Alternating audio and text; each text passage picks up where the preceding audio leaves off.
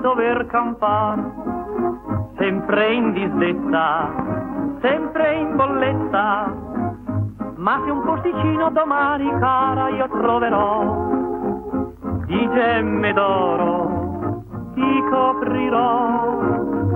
Se potessi avere 1000 lire al mese, senza esagerare sarei certo di trovare tutta la felicità.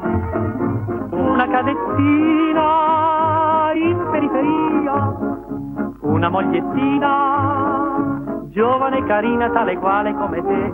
Ho sognato ancora stanotte amore e serenità d'un Dio lontano, ma se questo sogno non si avverasse, come farò?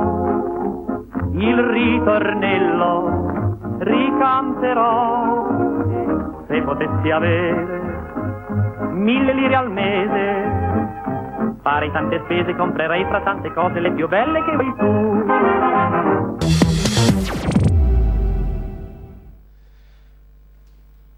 È finito questo campionato, è finita questa stagione incredibile, questa stagione di sofferenza. Il Palermo è salvo, giocherà in Serie A anche l'anno prossimo, ormai lo sapevamo da qualche settimana. Parleremo di futuro, palla di vetro, abbiamo voluto scherzare nella copertina curata come sempre da Davide D'Avenia, Francesco Caruana, con il montaggio di Jonathan Cascio. Se potessi avere 1000 lire al mese tra gli arabi, Miccoli e soprattutto Giorgio Perinetti, che sentiremo al telefono questa sera, chissà, forse ci dirà già il nome del nuovo allenatore, 99,9% Sannino, che domani parla con il suo presidente Mezza Roma. Lacrime nel calcio italiano, da Del Piero a Nesta, lacrime per tanti addii. Forse è arrivato il momento davvero di cambiare completamente tutto, forse è finito un ciclo non soltanto nel Palermo ma nel calcio italiano in genere. Tutto questo a Rosa e Nero fra poco.